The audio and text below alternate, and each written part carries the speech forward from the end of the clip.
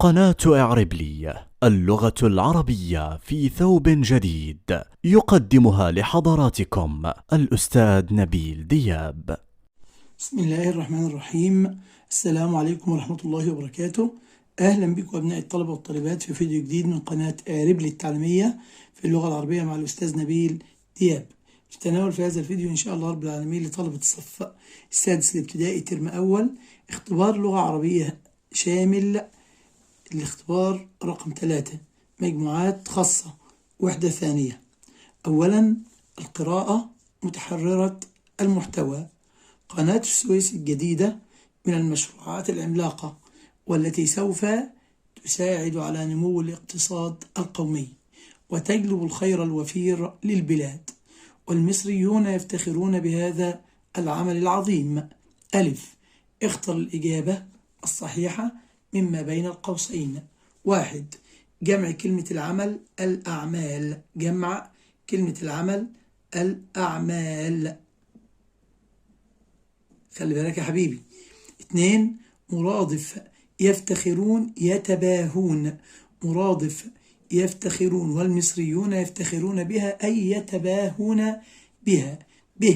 ضع علامة صح أو خطأ. 1.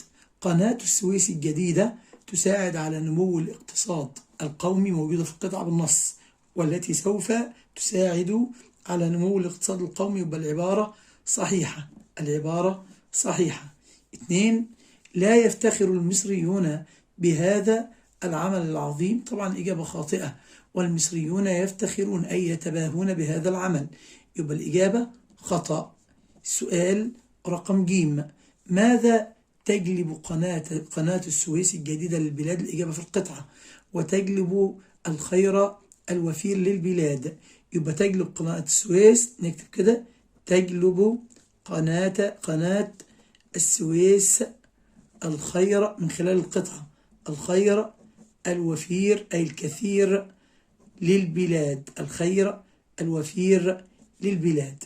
نيجي لقصة علي مبارك ثانيا من قصة علي مبارك. ألف، ضع علامة صح أو خطأ. 1. كان الكتاب الذي سيتعلم فيه علي مبارك قريبا من قريته. طبعا إجابة خاطئة، بالعكس، كان في مشكلة أن كتاب الشيخ أحمد أبو خضر بعيد عن مساكن البدو. 2. كانت أم علي سعيدة حين ذهب ولدها للكتاب. إجابة خاطئة، كانت الأم حزينة مهمومة لفراق صغيرها الوحيد. 3. كان الشيخ أحمد أبو خضر مبتسما دائما. إجابة خاطئة أيضا، كان هذا الشيخ كاشر الوجه غليظ الطبع بجواره عصا غليظة تهوي على جسد الطلاب. 4. أمضى علي مبارك سنة واحدة في الكتاب. إجابة خاطئة، أمضى علي مبارك سنتين في الكتاب، حفظ فيهما القرآن الكريم. ب. ما المشكلة التي واجهت الصبي عند التحاقه بالكتاب؟ ايه المشكلة ديت؟ هي بعد الكتاب عن منزل علي مبارك.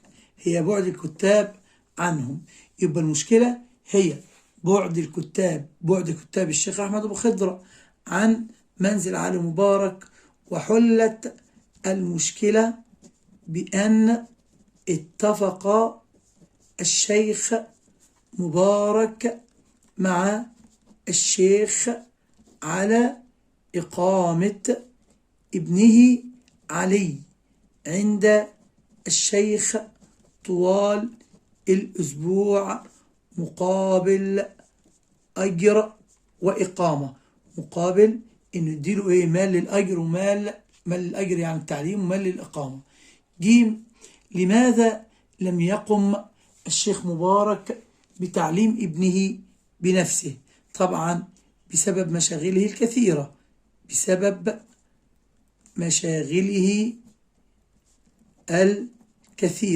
في بداية الأمر أخذ وبدأ الشيخ مبارك يعلم ابنه بنفسه، ولكن بسبب مشاغله الكثيرة لم يستطع. د. علل. اختيار الصبي أن يكون كاتبا.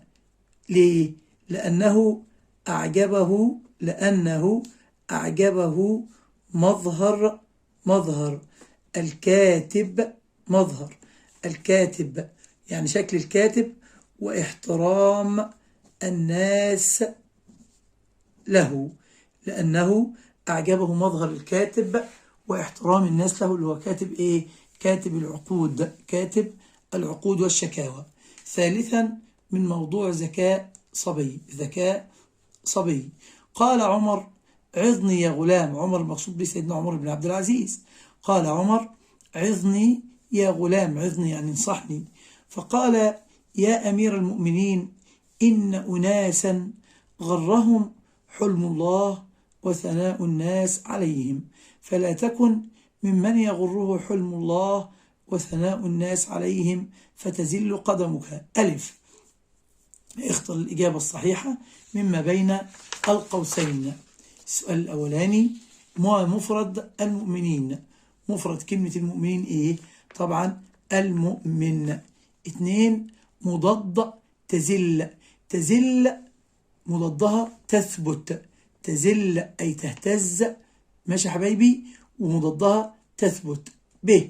بما وعظ الصبي الغلام بعدم الاغترار. بعدم الاغترار بحلم الله، أي صبر الله عز وجل عليه، بحلم الله، وثناء الناس أي شكر الناس عليه. تاني حبايبي، يبقى نصح الصبي أمير المؤمنين بعدم الاغترار بحلم الله عليه وثناء الناس عليه فتزل قدمه. السؤال اللي بعد كده: ج. حدد معنى كلمة ثناء في الجملتين. لا يغرنك ثناء الناس. ثناء هنا بمعنى شكر ومدح. شكر ومدح. الثانية: عادت ثناء من المدرسة. ثناء اسم فتاة أو اسم بنت. اسم بنت أو اسم فتاة. رابعا من نص كن قويا. يقول الشاعر محمود غنيم: يا شباب العلم في الوادي الأمين، أشرق الصبح فهز النائمين، مصر ترجو منكم جيلا فتيا، سالم البنية مقداما قويا. ألف. تخيل الإجابة الصحيحة مما بين القوسين. 1. مضاد